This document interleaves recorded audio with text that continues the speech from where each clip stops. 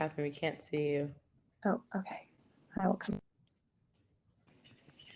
Awesome. Good morning, everyone. Welcome to our session. We are super excited to get the day started bright and early on the West Coast and about noon on the East Coast and everywhere in between. Please feel free to share in the chat where you're joining us from. Welcome, everyone.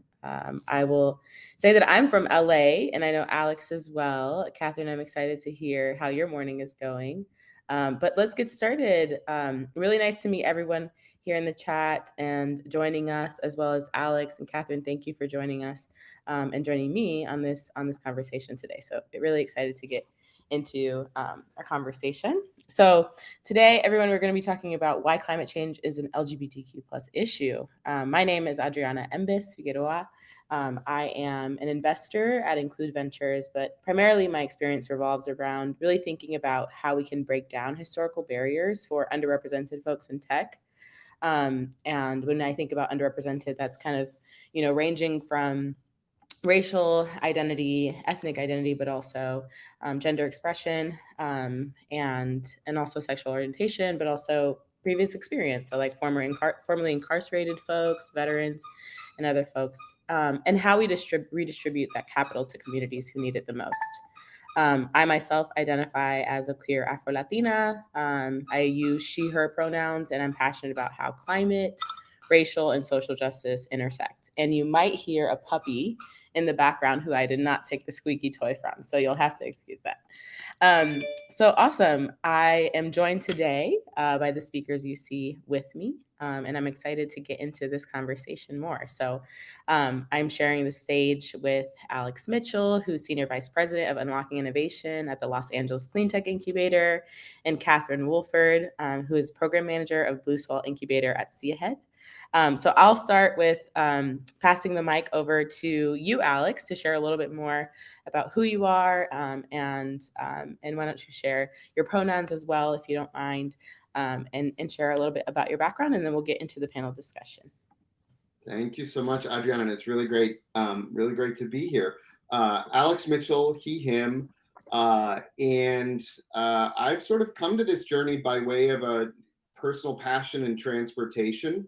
I've always loved cars and how people get around and all that. And just about, 12, 13 years ago, I had a realization that scientists were telling us something really important about climate change. And I believe in data, whether that's a P&L of a business or whatever else. And even though I'm not a scientist, I was working for Toyota at the time. And I was like, yeah, this Prius is not enough. Like, we're going to have to move a lot faster on changing our behaviors, changing how we get around, et cetera. So I've spent the last sort of 15 years of my career on that topic across a startup, a corporate, and it's helping set up a corporate venture capital arm, et cetera. And today I help run LACI, Los Angeles Clean Tech Incubator. And my job is to basically manage all of our founder-facing services. So LACI, nonprofit clean tech incubator with a mission of creating an inclusive green economy. We help startups that are in zero emissions, mobility, clean energy, and circular economy. We support about 60 founders a year. And my job is basically making sure we've got good intake of those founders, that we're serving them via programs really well. And then we're giving them access to capital, including by an in-house venture capital fund called the LACI Impact Fund, as well as a debt fund called the LACI Clean Tech Debt Fund. Pleasure to be here. Love it, Alex. Thank you for sharing. And Catherine, I'll pass it over to you. Yeah, hi everyone. I'm Catherine Wolford, she, her. So great to be here. So I am the Blue Swell Program Manager at See Ahead. So if you can guess from those words, my passion comes from the ocean, and I came to climate change via that.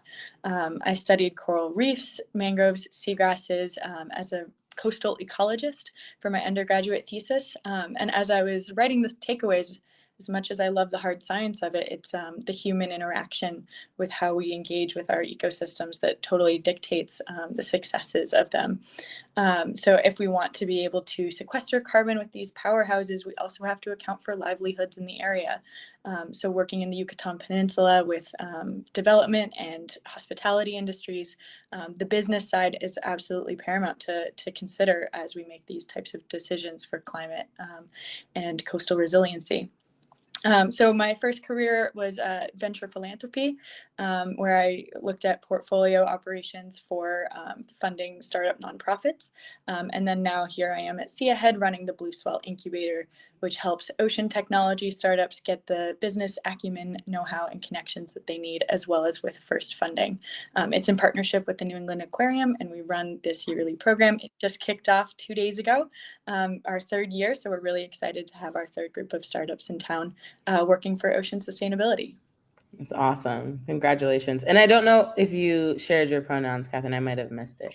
Yes, she, her. Awesome. Amazing.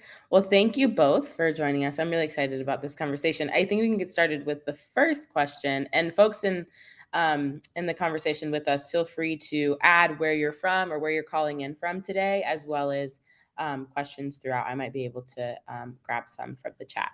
But first, wanted to start with, oftentimes, Alex and Catherine, we don't talk about how climate change and LGBTQ issues intersect. And, I think I tend to believe that every issue is related to climate change, as well as every issue is related to LGBTQIA conversations as well. But we do kind of hear, even though we don't talk about that intersection often, we always hear about the importance of those communities in their own way. So based on your experiences, what are some ways you have witnessed these two worlds intersecting, both personally and professionally? And whoever can start. Sure. I'm happy to go first for the connection that I see.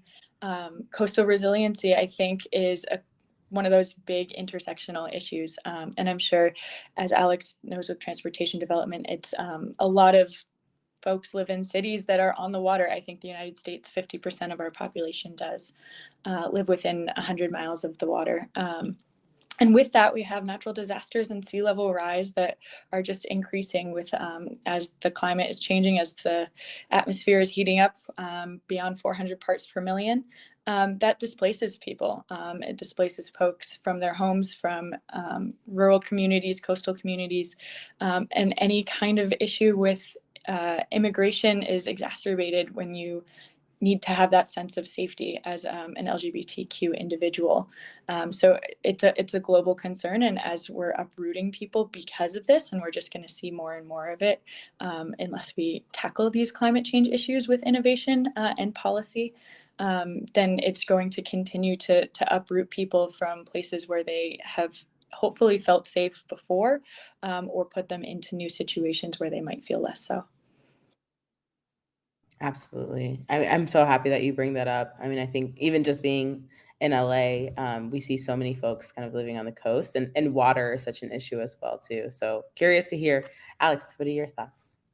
I want to, yes, in the first thing Catherine said on sort of housing insecurity, homeless youth, about 40% identify as queer.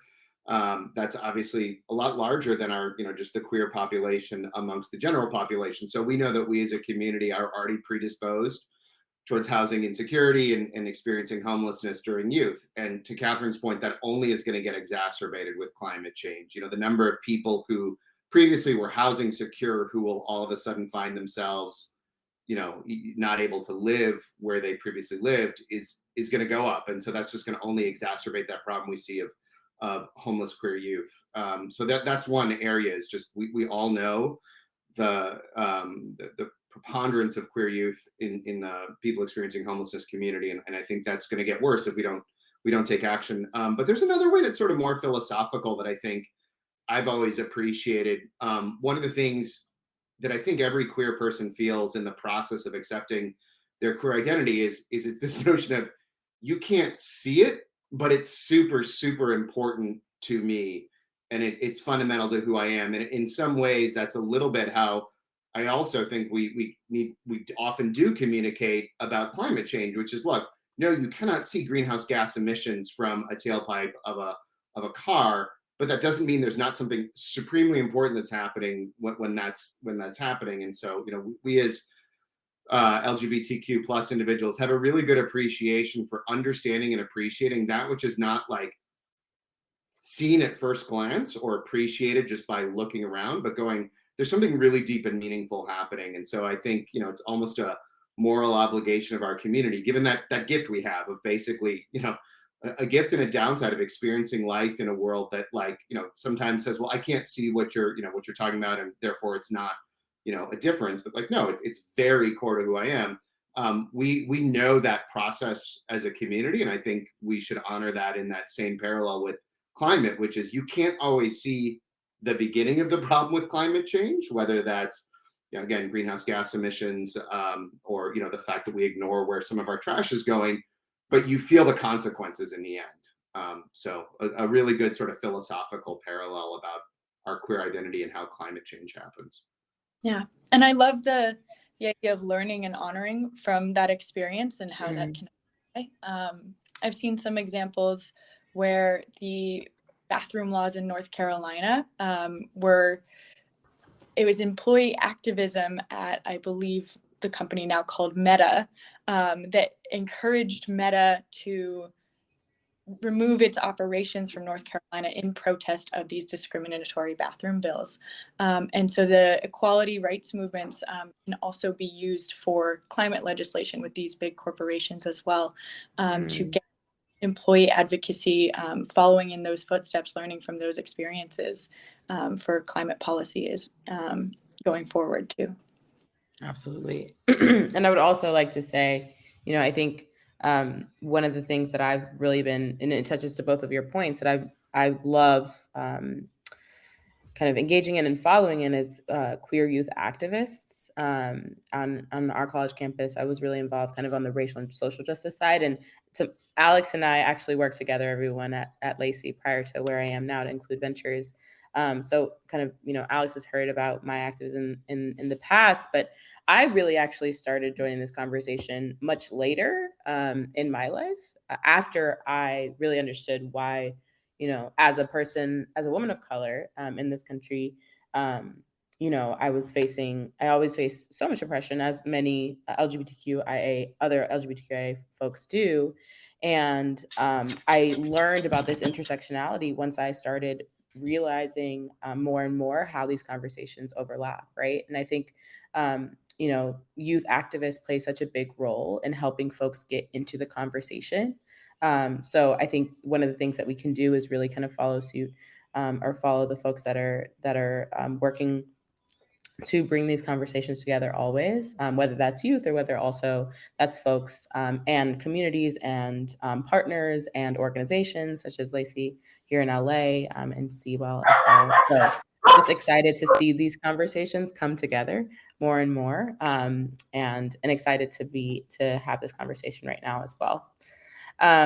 Taking it a little bit into kind of the startup landscape, Catherine and Alex, all three of us have worked within the incubation space and support founders daily. So kind of what are some ways that you or your teams are actively encouraging conversations about bringing more queer founders into your programs and cohorts? I'll touch on a couple ways. One of which is just meeting every founder where they are, and understanding that no matter where a founder is and their team is in terms of diversity when they join Lacey, if they're joining our incubation program, it's a 2-year opportunity for them to think, whether it's a startup founded by 2 queer women of color or 2 heterosexual white men, both of those teams have an opportunity to think about, as they scale their companies, becoming much more inclusive with their employees. So one of the ways that we do that, in our 2-year incubation program, starts with 6 months of curriculum, which includes components on DEI. But the most important way that it happens is we put our money where our mouth is with the sweat equity we take in the companies that join us. So we take sweat equity in the companies that join us, and we have an impact framework that both prices the equity upfront, but allows them to earn up to half of that back over the course of their 2 years with us. And that's really novel. We're not aware of anybody else doing it. And the benefit of that is, one, we allow diverse teams a lower cost of capital upfront. We know and understand that diverse teams outperform over the long term, but often have trouble getting access to capital at the beginning. And that's where, an incubator becomes incredibly handy. So, LGBT teams, LGBTQIA teams would have a lower cost of capital of that sweat equity than a non-diverse team. But more importantly, no matter how that team comes into the program, they can earn some of that sweat equity back by engaging with a board and creating a board that's got diversity in it, including LGBTQIA women, people of color, et cetera. So we actually really try to align the sort of change we want to see in the world with how we run the sweat equity program with our startups, and give them financial credit for bringing on a diverse leadership team and a diverse board and an inclusive staff environment. I love that. I love that incentivization, because as everyone knows with business, it is important to put your money where your mouth is. And I think that's fantastic. At Blue Swell, we do have hiring and DEI consultations for each of our cohort members at the founders. A bunch of our teams, it's solo founders or first two in. So they really have this opportunity to take it, as Alex said, like from where they are and grow with really inclusive hiring practices. See Ahead ourselves, we try and be emblematic of this with our own women, minority, veteran, LGBTQ led team of just 9 of us. So with a very strong, heavily weighted group, making these connections, and then also finding groups and affiliations within our mostly New England ecosystem, but also nationally, like Start Out Boston, so that we can offer opportunities for either speaking or learning with our founders, whether that's their LGBT or people of color, with Browning the Green Space as well. So there are really wonderful partners in the area that really want to help make these founders stronger in these journeys towards a more diverse workplace and inclusive. I love that so much. I'm trying to pull up. Oh, here we go. I was thinking a lot about what you guys were sharing about diversity in management teams. And one of the things that I thought a lot about when we were thinking about the impact framework at Lacey, and also just when I talk to teams, is like how diversity really does create for better results down the line. And so one of the things, Deloitte and the National Venture Capital Association actually put out a report a couple of years ago that said that diverse management teams generate a 15x greater level of sales and greater returns, right? And just to think about diversity in all of like its greatness, right? Thinking about sexual orientation and gender expression, prior experience, age, racial and ethnic diversity. And it's really up to us kind of, and the founders, of course, to really think about how we can diversify and encourage folks to think about bringing more diversity at the very beginning, right? Because I always, I've always heard and always used to say, once it gets to 10, 50, 100 employees, it's just way too late to be thinking about that. So love. Thank you for sharing on that part. Wanted to bring it from incubation now to actually focusing on founders. And curious from you both, why should a start out founder who is thinking about their next startup make their next startup in the climate space? Why is it important to enter into the clean tech and climate tech ecosystem? Whoever wants to start, Captain or Alex. Oh, that you were excited for this question, so I'll let you go. Yeah, I mean, I to the degree that there are like people, either investors on the call and figuring out where to place their capital, what type of startup, or folks who are thinking about leaving their current gig and starting their next startup, I want to definitely give a plug for why climate solutions should be where you do that. Nothing against launching a alcohol brand or whatever, but I actually, like, even if you're the most cold-hearted capitalist-driven person, let me give you that cold-hearted capitalist-driven reason why this is a really great time to be a climate founder. We're in a phase right now where there's been a little bit of a pullback in the venture capital community. People are writing fewer and maybe fewer checks and doing more due diligence than they did a year or two ago. That said, I haven't seen that impact clean tech startups as much. It's not panic mode really for clean tech founders in the same way that it might be if you have a consumer tech app and are seeking funding. So that's sort of like one thing on the venture side where it's like, hey, it's the venture world is a little bit more excited right now about clean tech than they are about, say, consumer digital technology. But the other point is the path to revenue. That's fundamentally what keeps any startup alive, whether you take venture capital, debt, grants, or just bootstrap it. Like the path to revenue is your key thing. And the path to revenue in clean tech has never been clearer and cleaner. We have an incredible amount of overdue, but here activity at the federal level between any number of bills, including the CHIPS Act and then the recently passed Inflation Reduction Act, aka the climate bill, to say nothing of the infrastructure bill from a year ago. So that is all making its way through federal agencies, and that touches both grants for founders, but also procurement. So that's like billions of dollars that are going to touch startups' revenue. So that's on the government sort of side. And then on the private sector side, there are a number of Fortune, Global 500, Global 2000, whatever, who take this issue extremely seriously and are desperate to procure clean tech solutions and are not swayed by, economic instability or, COVID whiplash. An example of there is Maersk is one of the world's largest shipping companies, and they actually brought forward their carbon goals by 10 years in the last year. They were like, hey, look, this 2050, no, 2040 is our carbon neutral goal. So if you are in that space, the appetite from large incumbents like Maersk, Walmart, Amazon for procuring clean tech solutions is just huge. So the path to revenue is never been better for a clean tech startup. So that's my pitch. Huge plug. I love it. What about you, Catherine? Yeah, and just in the spirit of diversity leads to stronger outcomes, diverse revenue schemes as well. So as Alex was saying, federal as well as investment dollars, there's also philanthropic and impact investing.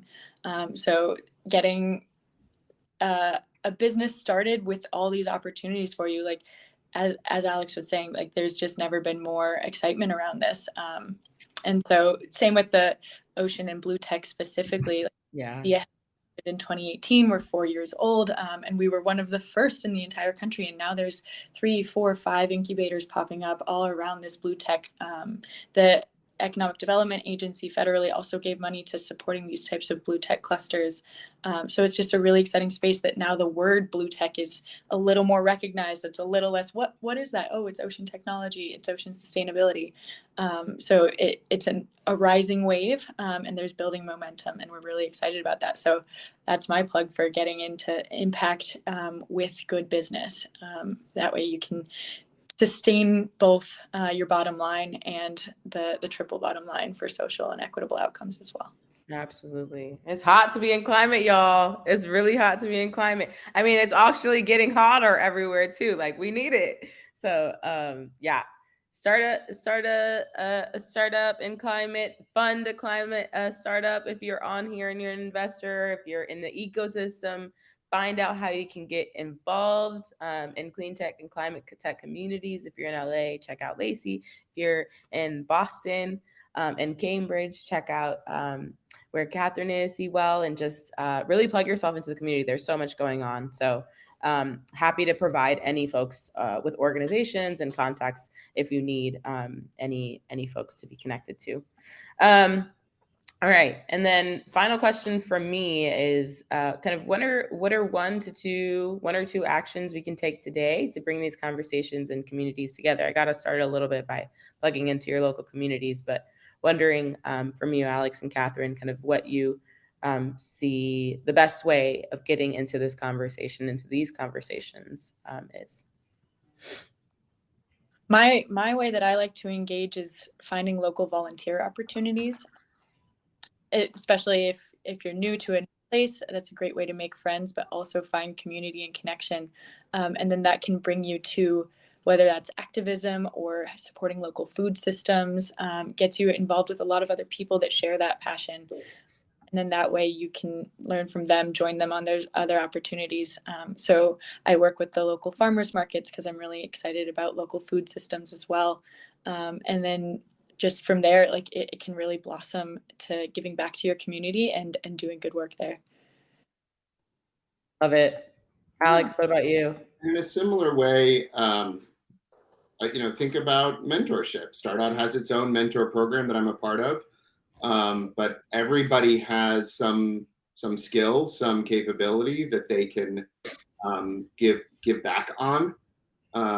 And so also think, as you think about volunteering opportunities, what are the ways you can take whatever skills you have, and especially if you're a finance expert, whatever, how can you mentor somebody who's got a nonprofit or a for-profit startup in the climate space?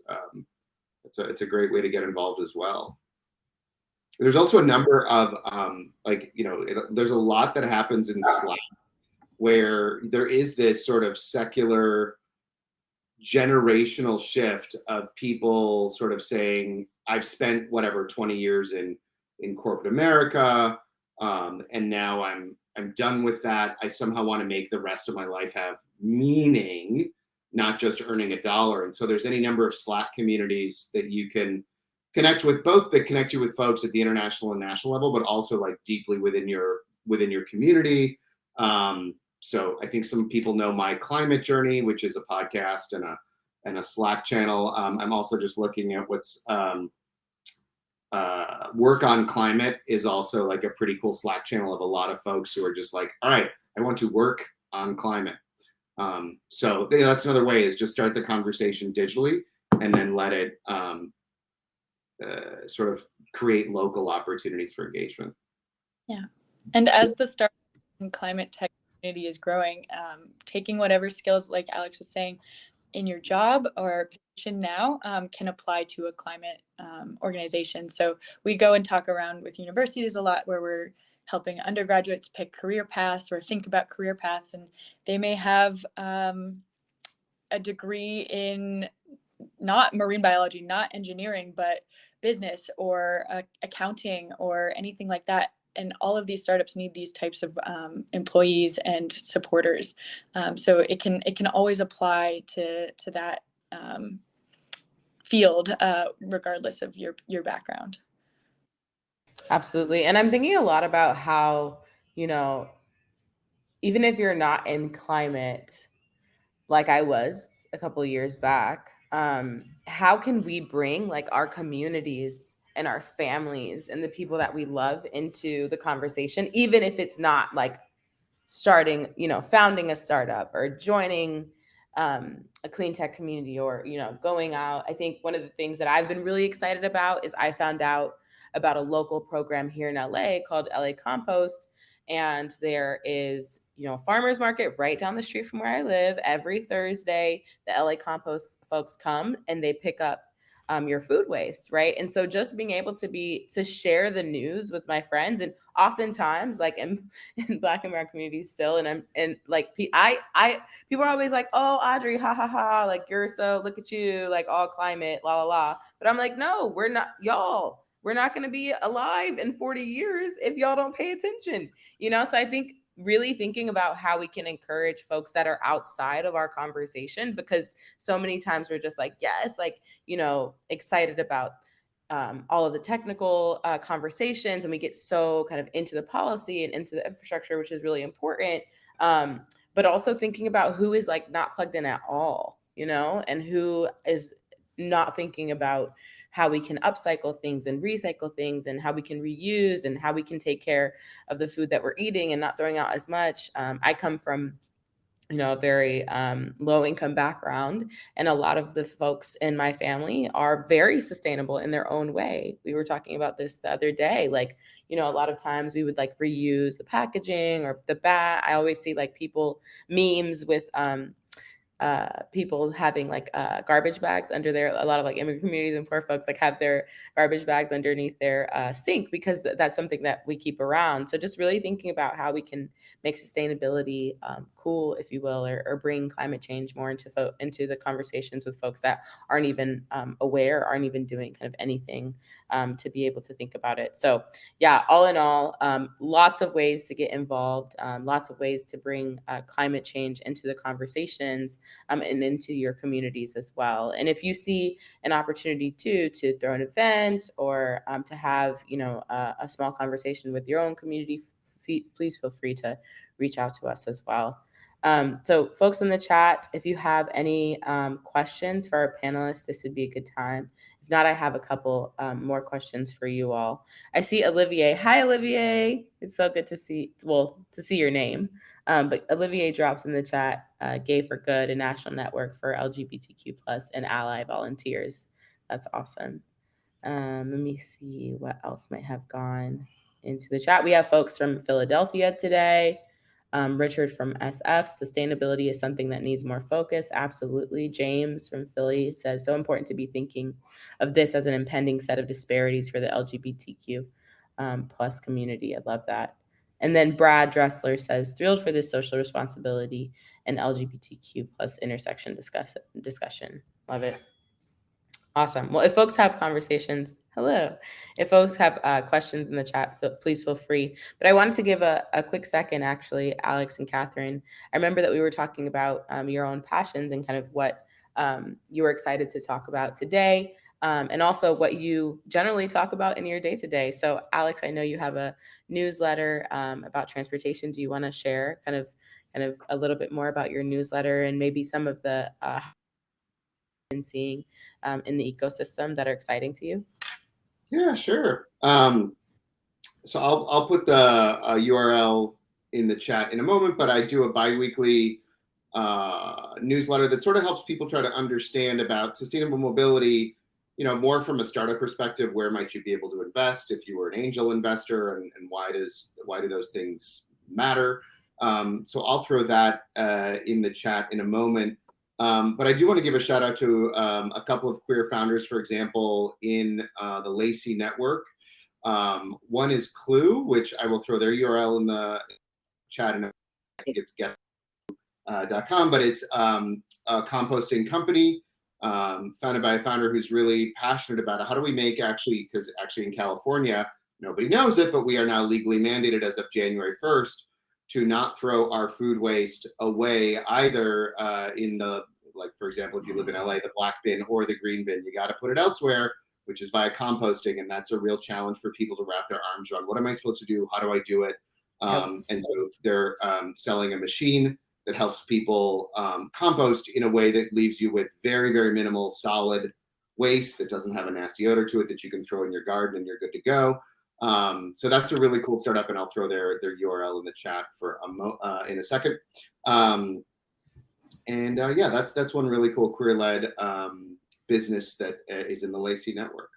That's awesome. Catherine, and I know that your passion is around oceans. Share a little bit more kind of where that passion came from. I don't know if you put out any writing into the world. Feel free to let us know kind of where we can find you. Yeah. So my passion from the ocean, it's interesting. I grew up going to lakes. So I was scared of seaweed for most of my childhood. I would rather have a shark come get me than a seaweed attached to my leg.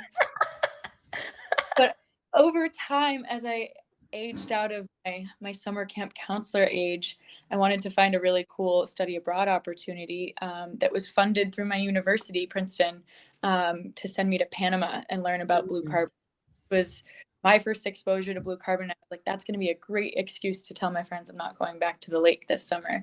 And from there, I learned all these scientific techniques of counting seagrass and measuring the carbon that's stored above ground and below ground, traipsing through the mangroves and getting to experience ecology that I'd never known up in this East Coast cooler climate. So those opportunities were really formative for me. And ever since, I've been pretty obsessed with coral reefs, seagrasses, and the intersection between them and how they all flow with each other and engage the fishery, the hatcheries that that go from each ecosystem. And I was just really blown away by all that like interconnectivity, and wanted to make sure that I was doing what I could to protect them. And then also figuring out how to make it work for the human side, with going into venture philanthropy, and then now supporting sustainable businesses here. I myself am not a writer, but See Ahead does have a newsletter that we put out, and my colleague Maddie Upson is a very talented writer, so you should subscribe if you want to learn about any of the exciting blue tech opportunities that we're seeing. And then other plugs for things that I'm enjoying is Climate Tech VC, my climate journey as well. Those are really great opportunities to learn about the hot new stuff going on in climate. I love it. I'm trying to grab those as well. I got Climate Tech VC. And then my climate journey I'll put in just a second. Speaking of oceans, have y'all seen Welcome to Earth by with Will Smith? Okay, so it's a new documentary, or new-ish, prior to the craziness that happened with Formula and Chris Rock. But he has a really cool documentary out, and it's produced, I think, by National Geographic, and it just shows like he's just like on a exploration to see the world, and he goes really deep into the ocean and sees kind of with a submarine, sees all of the just the life, the underwater life that's there, and it just made me obsessed with oceans for a second. I really want to go, I don't know, do a submarine trip. That would be awesome. Other recommendations if people want ocean content, Secrets of the Whales, also done by National Geographic, is a 4-part series. And then Chasing Coral, which talks about a videographer and marketing executive's journey to go try and document the bleaching of the Great Barrier. Yeah, so cool. I mean, I think in general, like being able to like connect to nature and get folks that are, not only like visually, if we're at home, but also if you have like a local national park or a state park, I feel like just getting connected to nature really does bring climate change to the forefront of our minds, especially for LGBTQ folks, but also any underrepresented folks and anyone in the world. Like, let's get out into nature, let's get connected, and see what's out there as well. I see you, Alex, putting in Drawdown as well. What's Drawdown? I think those are really good. If you just want, I think Climate Tech VC can be that newsletter, but also a good way to get an understanding of some big themes in climate, I think, is the Project Drawdown book. It's very, grounded in science, but very accessible. It's a book that you can probably get used on Amazon or from your local bookstore, or local library, and it just really helps give you a really big picture understanding of the major climate technologies that are out there. And how they could be applied. That's awesome. Yeah, it's really rigorous research going into how much each solution could draw down. I think like refrigerants is probably the highest one, which is wild. I would never think of this thing of like, you don't see it, but it's happening and important. But also nature-based solutions and mangroves are on there, which I'm excited about. Yeah, so it's very scientifically rigorous, but presented in a way that's very, you do not need a science background to appreciate it and understand it. It's very accessible for all. Love it. That's awesome.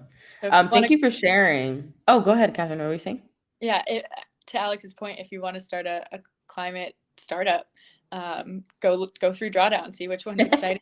Yeah, absolutely. And Mark Bernstein from the chat also says, check out a new group for climate and LGBTQ plus folks called Out in Climate. So feel free, everyone, to check that out. I saw one last question, and then we're ending in a couple minutes. But Richard said, how has the current funding environment impacted the ability of climate companies to raise money? I think we touched a little bit on it earlier, but curious to hear more in depth your thoughts, Alex and Catherine, and I can share after as well.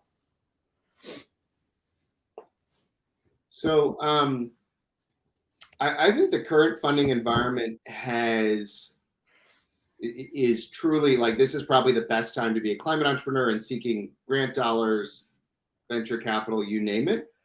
What I will say is that a lot of the grant world is unfortunately opaque, both in terms of what grants are out there. Like if you're just a novice, learning what grants are out there can be not always easy. And then applying for grants, there is a lot of like, oh, the system works this way. And if you know it, and you know that in paragraph 3, you need to mention these 2 key words and you get scored against that.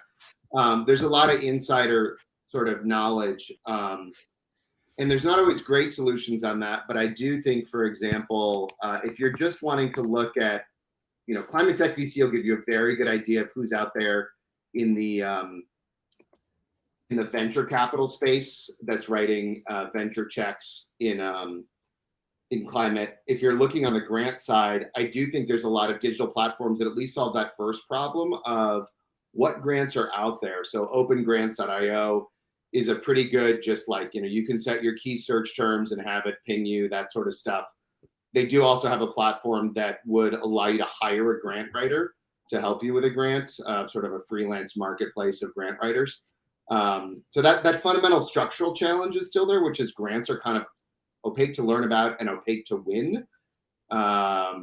But it's never been a better time to apply for a grant, and it's probably never been a better time to be a climate startup from a venture capital, equity investment standpoint.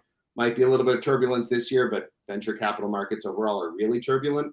And I think, the long-term fundability for venture capital firms is a very beautiful trajectory.